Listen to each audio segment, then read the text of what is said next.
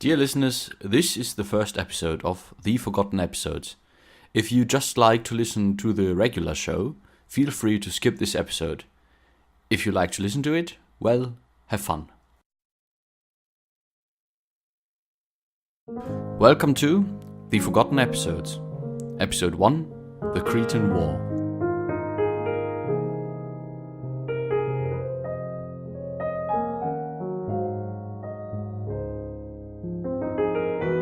History, as I have already said in episode 1.1, has its very own pop culture. Certainly the Roman Empire, the French Kingdom and Empire, the World Wars and other significant events have a high ranking in it. While ranking world events according to importance is a rather disliked practice, it can't be disputed that, at least in popular opinion, some events matter more than others. This mini-series is going to shed some light on the events that do not belong to this famous group. We will take a closer look on events that, while still having significance, are either seldom heard of in modern historiography or only known by name. If you only like to listen to the regular show, fear not. This series is not going to interfere with my regular weekly schedule, and it will air rather irregularly. If you're listening to a playlist, feel free to skip this episode if you like to. You're not going to miss anything concerning the main show.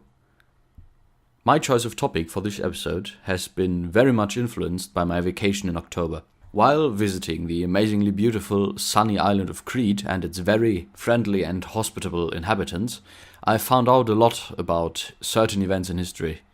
So consider this episode and the next to be a little expression of gratitude to the population of this little gemstone of the Eastern Mediterranean. This time we will take a closer look at a conflict that saw the island being taken out of the sphere of the European countries. The Cretan War, lasting an impressive 24 years from 1645 to 1669, was a clash of civilizations. It saw both land and sea battles, but was defined by the second longest siege in the history of mankind, the Siege of Candia, modern-day Iraklio, which lasted a whopping 21 years. So, what exactly are we going to talk about? As the planned singular episode cannot possibly take as much information, I will start with a general overview of the factions involved, the tactics and technology used, and the rather inconsistent course of the war, switching fervent fighting and absolute neglect, still shaping the history of the Mediterranean. So, consider this episode a summary and an overview of this war, not an in-depth report. So, who exactly fought whom in this war? This is easily answered if we take a look at the more scientific name of this war.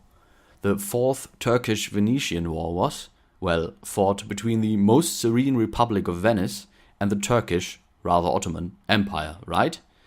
Well, it can't be as easy as that.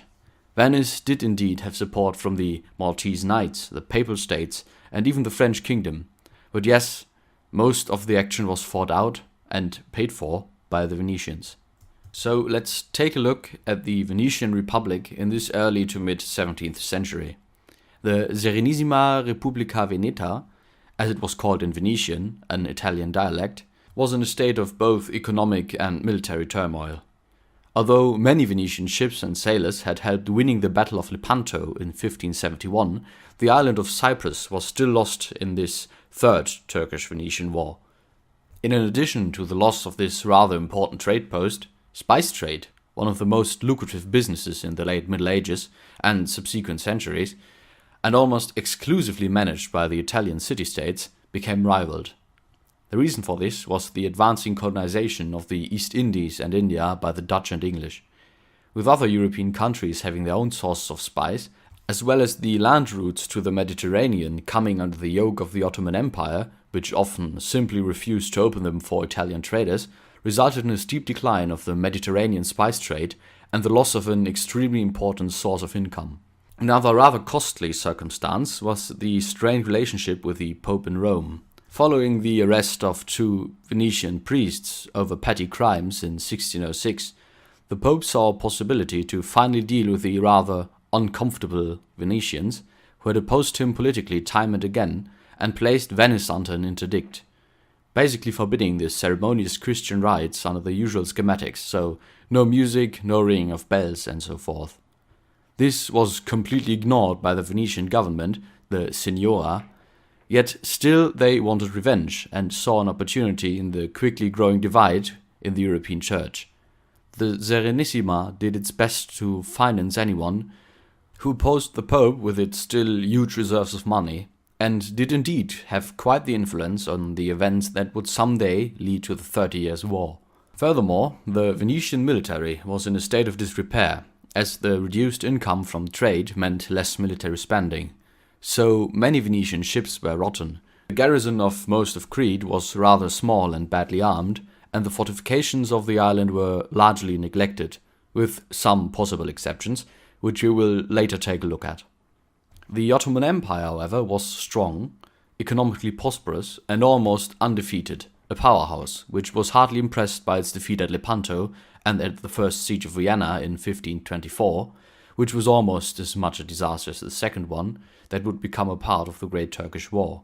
Still, over the course of centuries past, the Ottomans had created an empire from the Danube to the Nile and Mesopotamia, and were, without the possibility of a doubt, still a very menacing power. Although Donald Quarter's book, The Ottoman Empire 1700 to 1922, largely depicts the Ottoman Empire outside our time frame, it still gives some important insight to the structure of the empire and its rather successful history before 1700, and I would like to recommend it to anyone who wants a basic introduction into Ottoman society and politics, with many excellent recommendations for more literature on certain topics in it. While the Ottoman Empire was indisputably still the biggest power in the Eastern Mediterranean, it was under an economical strain. Rising inflation from more and more wars against all adversaries, be they Austrian, Russian, Persian, Italian, Iberian, or African, began to put a strain on the economy. Especially the growing conflict with the Russians in the Caucasus and modern-day Romania and Bulgaria began to eat up more and more resources.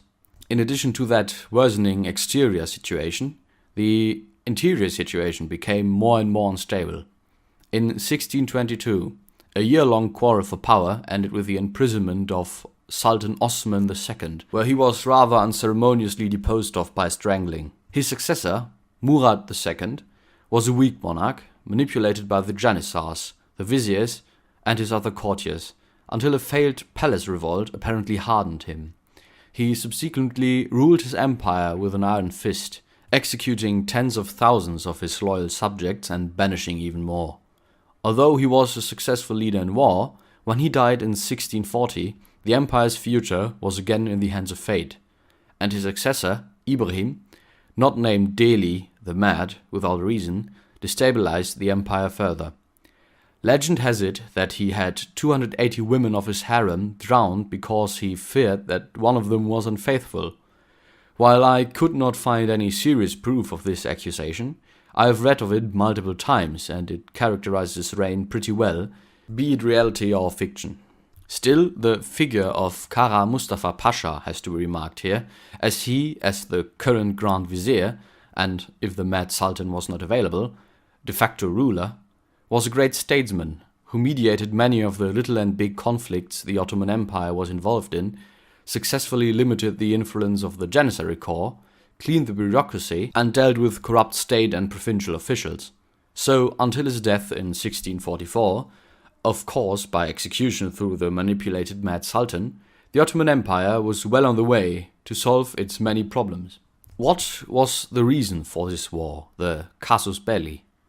Well, the Venetians, not negligent of their many problems, tried to do their best not to provoke the Ottoman Empire, especially because their rather delicate spy network relayed excellent information from the Sublime Porte.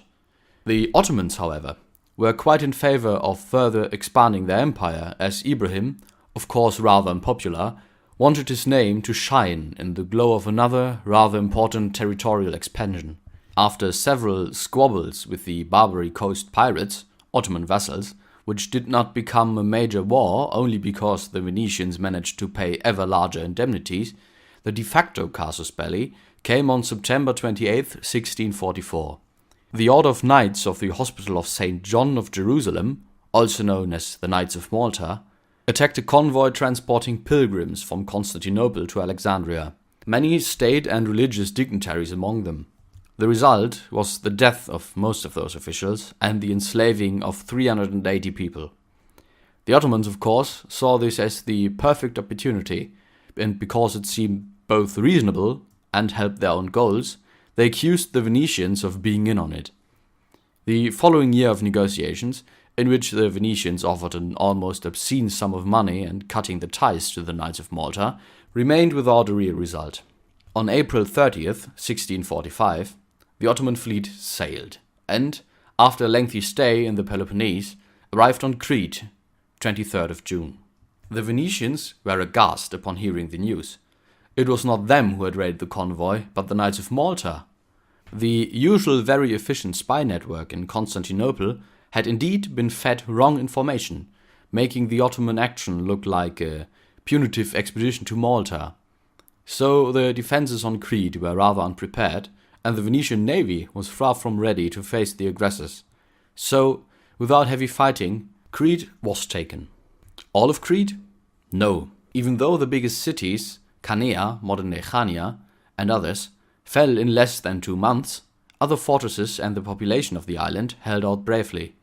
Something like a guerrilla war began, forcing the Ottomans to deploy more and more troops onto the island. Help appeared to come swiftly, however.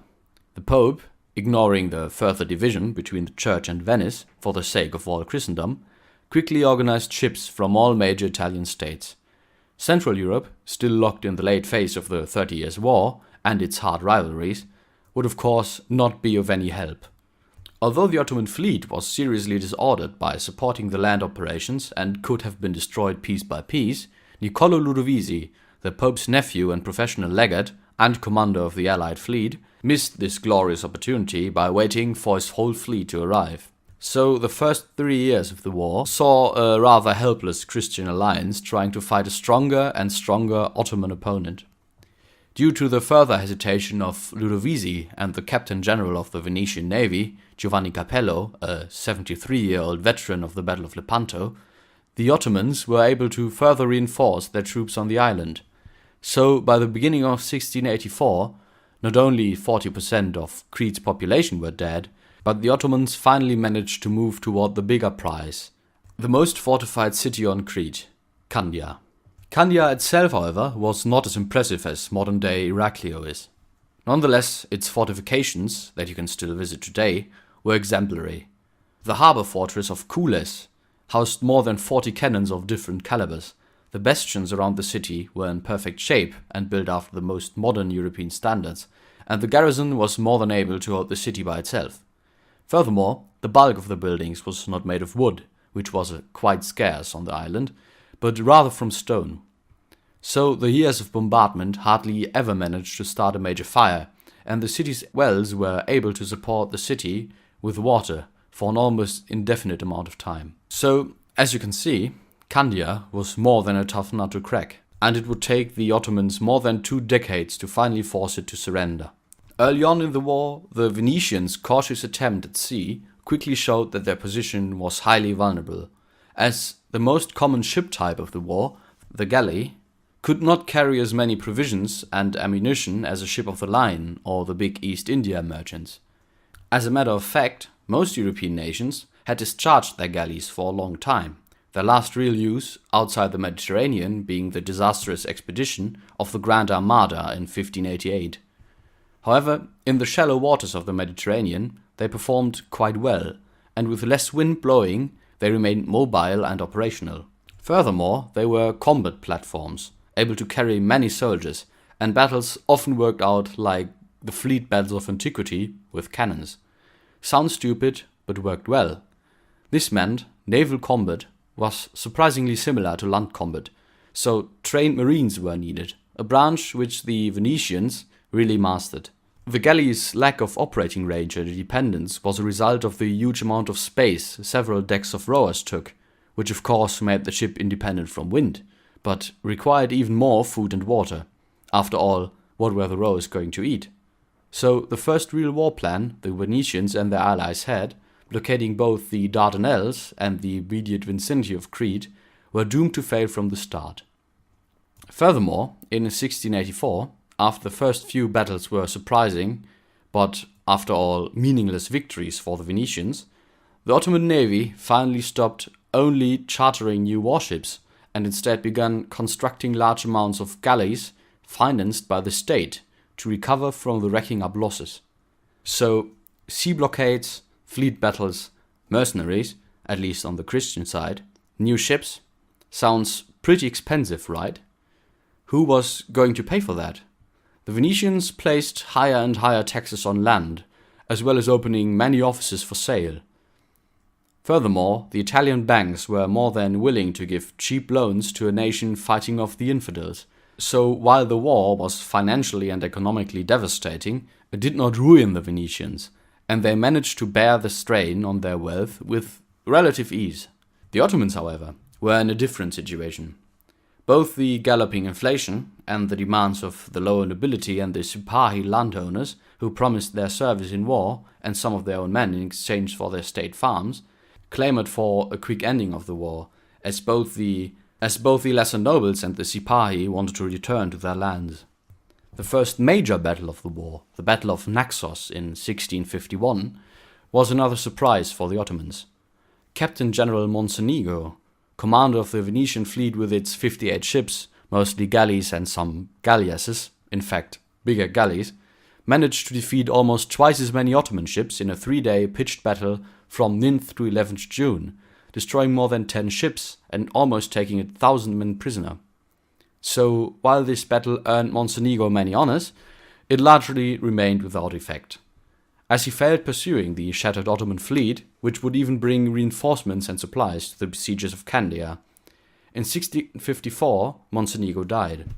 The constant battles on Crete itself, however, had their very own heroes.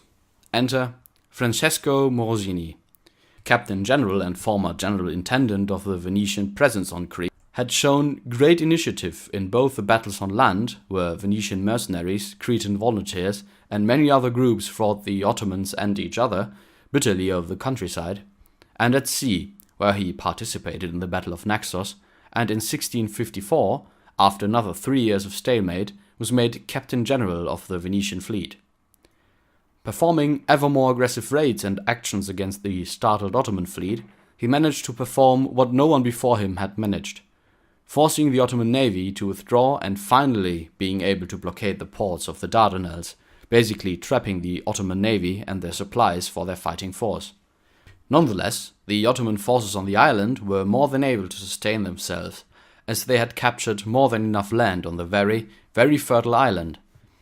Even when the Ottomans managed to assemble their fleet and attacked, they were defeated in the first two battles of 1655, also known as the first two battles of the Dardanelles. Those battles, however, forced the Venetians to abandon their blockade, and Ottoman ships once again roamed the sea unhindered. Morosini was ordered to the island to finally break the Ottomans there again. His successor, Lorenzo Marcello, however, managed to defeat the Ottomans easily in the third battle on the Dardanelles in 1656, where only 16 out of 89 Ottoman ships made it home intact, and managed to capture Tenedos and Lemnos. Why are those two little islands so important, you may ask? Well, they offered a very good position for the Venetians to base a new blockade on. So they managed to once again force the Ottoman navy back into their ports, once again cutting the besiegers of Candia and the occupants of Crete under blockade, where, under the renewed pressure of Morosini's forces, the situation became more and more precarious. In 1648, Sultan Ibrahim the Mad had been dethroned and executed. His successor, Mehmed IV, was only 6 years old. The intrigues in the palace were still going strong. There were serious uprisings against the decadent sultanate in Anatolia, and the overall war situation on and around Crete was precarious at best. Who was going to take the helm in those troubled times? Enter Köprülü Mehmed Pasha, the new Grand Vizier of the Ottoman Empire from 1656, after his predecessor had died, and probably one of the greatest statesmen the Ottoman Empire had ever known. After taking control of the child sultan himself, He made it perfectly clear that he alone was to make the Sultan's appointments with his subjects, so not to have damaged his own standing with him by slander from his foes. He quickly assured himself quasi-dictatorial powers. In addition to that, the Allied forces in the blockade were squabbling about supreme command. After all, why were the Venetians allowed to be in charge when it was the knights who started the war and further action? So, when they got news of the Ottoman fleet being on the move against them on the 17th of June 1657, they did not even manage to form a coherent battle line. The coming Fourth Battle of the Dardanelles, where again Mocenigo, the old man, was called for supreme command, saw a disaster for the Allies. The losses were quite high, the blockade was broken, and finally, as announced, Mocenigo died when his flagship blew up on the last day of the battle. And the whole strategic situation in the eastern Mediterranean was reversed with one fell swoop. What happened now is something that was not uncommon during wars of this period. Long stalemates. Ottoman interest moved to Transylvania, where they were going to clash with the Austrians, and several uprisings in Greece. In Venice, war support reached an all-time low, as navy and army now stood pretty much where they begun. Furthermore, inflation made the daily goods ever more expensive. So, for the next 8 years, from late 1658 to 1666, nothing really happened, unless Venice finally getting some war support from Central Europe, as well as a firm promise by the French to send help. Peace negotiations, always focusing on the cessation of the island of Crete, were always rejected by the Venetians. So, for the next years, the stage was set for the final clash. In early 1666, as soon as winter ended, more than surprisingly for the Allies, 9,000 fresh troops arrived on Crete. Morosini, hastening to the island's defense, was not able to stop the new onslaught, and the Venetian navy, still winning minor victories, did not at all manage to keep the Ottoman navy from supplying the forces on the island. So, the situation became more dire by the day for the Allied war effort. Until on the 19th of June 1669, a large French contingent landed not far from Candia, and they attacked the Ottomans, striking them hard. The Ottomans routed, but the assaulting French got lost in the confusing structure of the Ottoman siege works and the defenses of the city. The attack quickly became disorganized, and the superior Ottoman forces quickly reassembled and shattered the French force. 800 out of 6,000 Frenchmen and their commander lay dead on the field, and they were routed. A combined Allied attack on July 25th was launched. Now the 31 ships, mostly big ships of the line, supported the attack. However, the well-entrenched and prepared Ottomans massacred the assaulting Frenchmen, Venetians, and mercenaries, and the Therese, the French flagship, exploded under the devastating Ottoman gunfire, disrupting the Allied attack and causing another defeat. Demoralized by these debacles, Candia was handed over to the Ottomans 5th September 1669, after 7,736 days. All defenders, treasures and civilians were evacuated, and nothing but the rubble of the once bustling town was left to the Ottoman victors. Another forgotten front in this forgotten war was Dalmatia.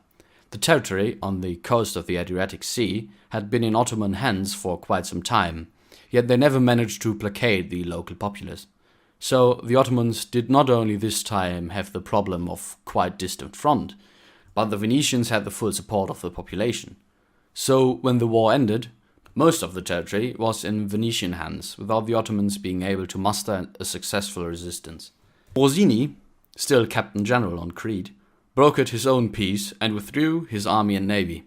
Crete was ceded completely to the Ottomans, while big parts of Dalmatia were added to Venice's territory. So the last overseas possession of the Serenissima Repubblica had escaped their control. So let's discuss the results and consequences. Both sides in this war were terribly exhausted and did not get a satisfying return on investment at the end of it. Instead, Crete would be an open sore on the Ottomans' back, as almost every decade would see a major uprising for the next 200 years. So instead of adding to the quick financial recovery of the empire, it cost them even more. Furthermore, the military situation on the Balkans changed due to the cessation of Dalmatia and the further inability of the empire to focus on one distinct front. It can indeed be argued that this war was really the beginning of the end of the Ottoman Empire's glory days, not the Great Turkish War with the failed second siege of Vienna and the great disasters of Peterwardein and Belgrade. For the Venetians, the consequences were dire, but they recovered more quickly. Morosini, who was accused of treason and insubordination upon returning to the city, would later on become the new Doge and lead the Republic in the Great Turkish War and later capture Morea, the southern part of Greece, for the Venetians. The overall Venetian position after losing their most prized colony, however, was indeed very much weakened, and their trade capabilities with the Orient were greatly diminished.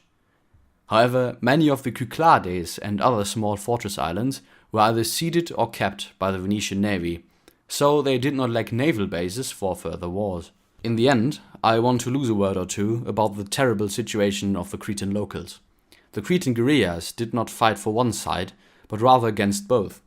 This magnificent freedom-loving people tried to shake off both foreign invaders, the Venetians and the Ottomans, in the noble, but rather tragic hope of winning their own freedom and independence. So, by the end of the war, more than half of the population was dead. Many were traumatized, wounded or crippled. Famine and disease spread because the foraging armies had had no mercy getting their supplies, and the usual cruelties of intercultural and interreligious war were brought to an almost excessive scale. Their freedom, however, would take another 240 years to arrive, when in 1879 Crete became a semi-independent state that managed to reunite with Greece in 1913. So the Cretan War, lasting 24 years, was a war that would ultimately ruin all main sides that participated, accelerate the demise of one great empire, and cost a major economical power dearly. Thank you all for listening to this first episode of The Forgotten Episodes. I hope you enjoyed our little different trip through the history of one of the great pearls of the Mediterranean. Next time, we will return to Crete, but to a different conflict, the biggest conflict in human history, and the terrible fighting of Unternehmen Merkur, the German airborne operation and the bitter fighting around the Maleme airfield. If you like the show, feel free to subscribe to it on any of my outlets, comment down below, or even support my show on Patreon under www.patreon.com/theforgottenpodcast. Furthermore, tell your friends about it, or review the show on both Stitcher or iTunes. Last but not least, I want to announce that this show is now available on Spotify as well. Finally, I wish to repeat my best wishes for the upcoming Christmas days and New Year's celebrations, and especially the common German salute, Frohes Fest und guten Rutsch. I wish you a good day, or a good night. See you next time.